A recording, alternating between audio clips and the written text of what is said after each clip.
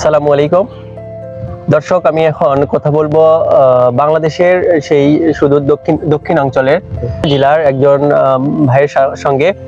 উনি প্রায় 12 ঘন্টা জার্নি করে আমাদের নার্সারিতে এসে উপস্থিত হয়েছেন।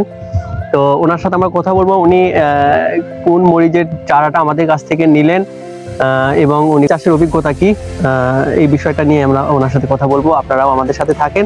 তো স্যার নামটা একটু বললে ভালো হয়। আমার নাম কোকো। কোকো ভাই, একটু ডিটেলস পরিচয়টা।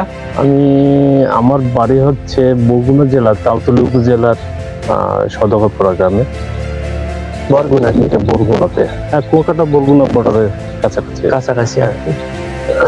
কুয়াকাটা বলে বেশি চিনে আর কি। আচ্ছা আচ্ছা। কুয়াকাটা তো পটুয়াখালী হচ্ছে জেলা, পটুয়াখালী জেলা, কুয়াকাটা তার একটা অংশ, উপজেলা। উপজেলা একটা বা পৌরসভা একটা। পৌরসভা। তো আপনি এই মরিচ চাষ কি আগে থেকেই করেন না?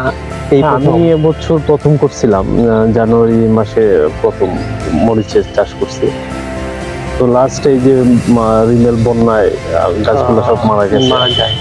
কি জাতের করছিলেন? এটা আসলে নাগা ফায়ার করা ছিল। নাগা ফায়ার। তো এখন কোন জাতটা আপনি লাগাতে? এখন তো ইচ্ছে করতেছি যে মানে বিজলি প্লাসটা, বিজলি প্লাস 2020। বিজলি প্লাস 2020টা আসলে কেন লাগানোর ইচ্ছা? এটা আসলে নাগা ফায়ারটা বিজলি প্লাসটা ওই অঞ্চল ভিত্তিক, মানে বিজলি প্লাসটা সবাই ভালো রেজাল্ট পাইছে আর কি, এই কারণেই লাগানো। তো আপনার এই মরিচ চাষের বাসা বা মানে এই চাষাবাদই শুধু করেন না অন্য কোনো কাজ করা হয়? না, অন্যান্য কাজও আছে। তো মরিচ চাষটা এবছর মানে প্রথম স্টার্ট করলাম আর কি। আচ্ছা আচ্ছা। ইচ্ছা আছে আরো বড় করার, দেখি ভালো রেজাল্ট যদি পাই আরো চারা নিব ভবিষ্যতে। তো ঠিক আছে ভাই, কথা বলে আপনার সাথে ভালো লাগলো। ইনশাআল্লাহ।